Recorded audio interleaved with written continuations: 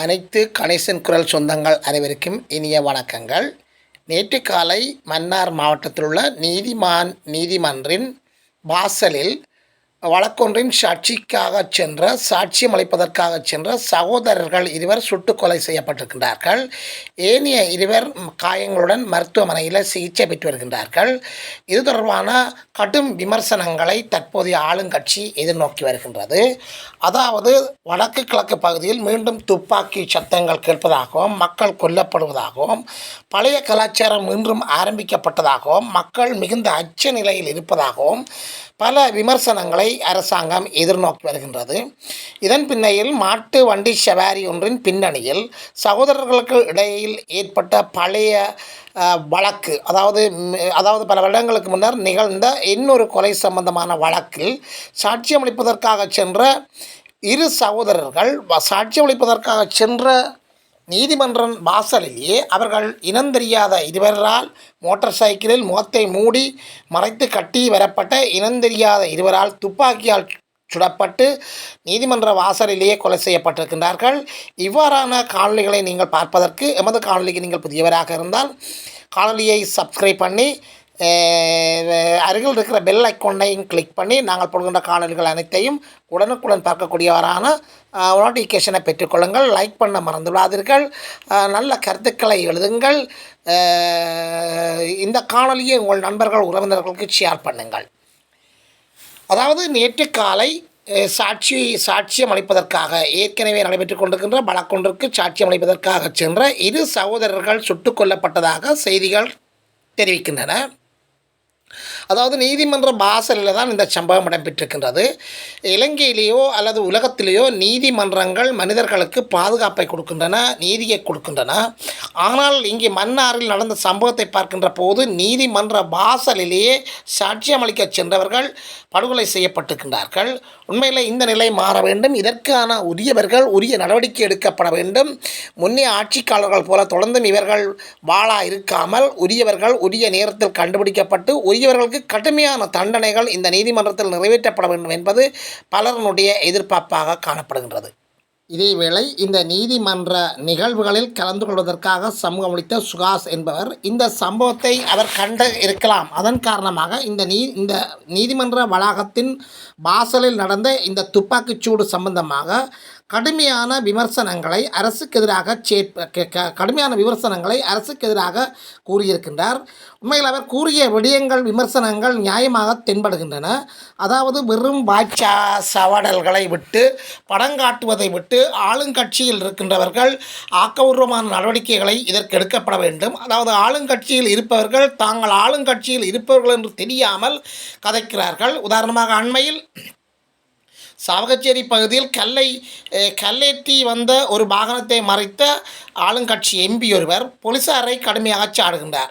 போலீசார் யார்? இவர் யார்? இவருடைய கட்சி ஆளும் கட்சி. எனவே இவர்கள் போலீசார்கள் மீது நடவடிக்கை எடுக்க வேண்டும். இவர்களே இந்த பிரச்சனையை தீர்க்க வேண்டும். இதை விடுத்துவிட்டு தாங்கள் எங்கிருப்போம் என்று தெரியாமல் போலீசாரை குறை கூறுகின்றார்கள். இதே போல இன்னொரு எம்பியை பற்றியும் அவர் கூறுகின்ற கருத்துக்களை பற்றியும் கடுமையான விமர்சனங்களை முன்வைத்திருக்கின்றார் சுகாஸ், அதாவது சட்டத்திரணி சுகாஸ். மன்னாரில் நீதிமன்ற வளாகத்தில் வைத்து இருவர் சுட்டுக் கொல்லப்பட்டிருக்கிறார்கள். போலீசாருக்கு முன்பாக நீதிமன்றத்திலே போலீசார் கடமை நிமித்தம் வளமையாக குழுமுகின்ற நேரத்திலே இருவர் சுட்டுக் கொல்லப்பட்டிருக்கிறார்கள். இது ஒரு படுமோசமான நிலைமையை எடுத்து காட்டுகிறது. தற்பொழுது மன்னாரில் நீதிமன்ற வளாகத்தில் வைத்து இருவர் சுட்டுக் கொல்லப்பட்டிருக்கிறார்கள். போலீசாருக்கு முன்பாக நீதிமன்றத்திலே போலீசார் கடமை நிமித்தம் வளமையாக குழுமுகின்ற நேரத்திலே இருவர் சுட்டுக் கொல்லப்பட்டிருக்கிறார்கள். இது ஒரு படுமோசமான நிலைமையை எடுத்து காட்டுகின்றது. தற்பொழுது ஆட்சியில் இருக்கின்ற ஜேவிபி அரசாங்கம் கிளீன் ஸ்ரீலங்கா என்று சொல்லி படம் போடுவதை விடுத்துவிட்டு உண்மையாக நாட்டை கிளீன் செய்வதாக இருந்தால் குற்றவாளிகளை கிளீன் செய்ய வேணும், லஞ்ச மூலலை கிளீன் செய்ய வேணும், தொடர்ந்து வன்முறையில் ஈடுபடுகின்ற நபர்களை கிளீன் செய்ய வேண்டும். அதை விட்டுவிட்டு படம் காட்டுகின்ற செயற்பாடுகளில் மாத்திரம் ஈடுபட்டுக் கொண்டிருக்க கூடாது. யாழ்ப்பாணத்துல 3 எம்பி இருக்கு. அதுல ஒரு எம்பி கல்ல பிடிக்கிறான் என்று படம் காட்டுறார். கள்ள பிடிக்கிறது பிழை இல்லை. ஆனா அவர் கள்ள பிடிச்சு போட்டு போலீசாரை கண்டிப்பதாக சொல்லுகிறார். அவருக்கு விளங்குல இப்ப ஆட்சியில இருக்கிறது தாங்களா அல்லது வேறு யாருமா? ஒரு எதிர்கட்சி மாதிரிதான் ஜேவிபி செயற்பாடுகள் காணப்படுகிறது. தற்பொழுதும் ஆட்சியில் இருப்பது தாங்கள் தான் என்பதை ஜேவிபி உணர வேண்டும். இன்னொரு எம்பி யாழ்ப்பாணத்தில் இருக்கிறார். அவர் சொல்றார், காணாமல் ஆக்கப்பட்டவர்களை விடுதலை செய்யவர். யார் விடுதலை செய்யணும்? நீங்கள் தானப்பா விடுதலை செய்யணும். நீங்கள் தானே அரசாங்கம். இப்ப நீங்கள் அரசாங்கம் என்றதை மறந்து படம் காட்டிக்கொண்டு திரிகிறீர்கள். ஒரு நீதிமன்றத்துக்கு முன்னால மக்கள் நம்பி வார ஒரு இடத்துல இருவர் சுட்டு படுகொலை செய்யப்பட்டிருக்கிறார்கள். முதல் இதை தடுங்கும். ஜேவிபி சிங்கள மக்களுக்கு நன்மை செய்வதாக இருந்தால் முதலில் நாட்டை படுகொலைக்குள் தள்ளி கொள்ளையடித்த ராஜபக்சேக்களை கைது செய்து சிறைக்குள்ளே அடைக்கும். மஹிந்த ராஜபக்ஷ முதல் கோத்தபாய வரை சிறைக்குள்ளே தள்ளப்படவர்.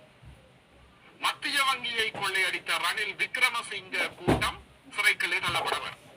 இதை செய்தால் நீங்க சிங்கள மக்களுக்கு நல்ல தலைவர்கள்.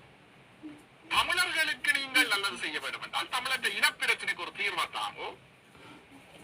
காணாமலாக்கப்பட்டவர்களுக்கு என்ன நடந்தது என்று சொல்றதுக்கு ஒரு விசாரணையை, சர்வதேச விசாரணையை நடத்துமோ. அரசியல் கைதிகளை விடுவி. ஆனா நேற்று நீதியமைச்சர் சொல்றார் அரசியல் கைதிகள் என்று வெறுமே இல்லை. அப்ப மக்கள் உணரவர். அதுவும் ஜேவிபிக்கு வாக்களித்த தமிழ் மக்கள் கூலி கொடுக்க வேண்டிய நேரம் இது. ஜேவிபி சொல்லுது மிக ஆபத்தான ஒரு கூட்ட வெளியிடுகிறார்கள். எல்லாரும் வாங்கோ, நாங்கள் உண்டாகும். இதுல இருக்கிற சூட்சுமத்தை எங்களை மக்கள் விளங்கிக் கொள்ளணும். 75 லிட்டர் கொக்கோ கோலா இருக்குன்னு வைங்க, 10 லிட்டர் பச்சை தண்ணி இருக்குன்னு வைப்போம். 75 லிட்டர் கொக்கோ கோலா தான் சிங்கள மக்கள் இந்த நாட்டிலே அவை பெரும்பான்மையா இருக்கிறார். 10 லிட்டர் 10% தமிழ் மக்கள் இருக்கிறார்கள் என்று வைப்போம். இப்ப நாங்கள் உண்டாவம் என்றுட்டு 75% கொக்கோ கோலாவோட 10 லிட்டர் தமிழ் மக்களும் போய் கலந்தால் நாங்கள்லாம் கொக்கோ கோலாவாகும். தமிழர்களுடைய அடையாளம் அழியும், இன அடையாளங்கள் அழியும், மொழித்துவ அடையாளங்கள் அழியும். இது எங்கட மக்கள் சிந்திக்காட்டி எங்கட இனத்தை எவராலும் காப்பாற்ற முடியாது. ஆகவே மக்கள் சிந்திக்க வேண்டும். ஜேவிபி படம் காட்டுறதை விட்டுட்டு மக்களை பாதுகாருங்க, குற்றவாளிகளை கண்டுபிடி. செய்திகளுக்கு பிரதான அனுசரணை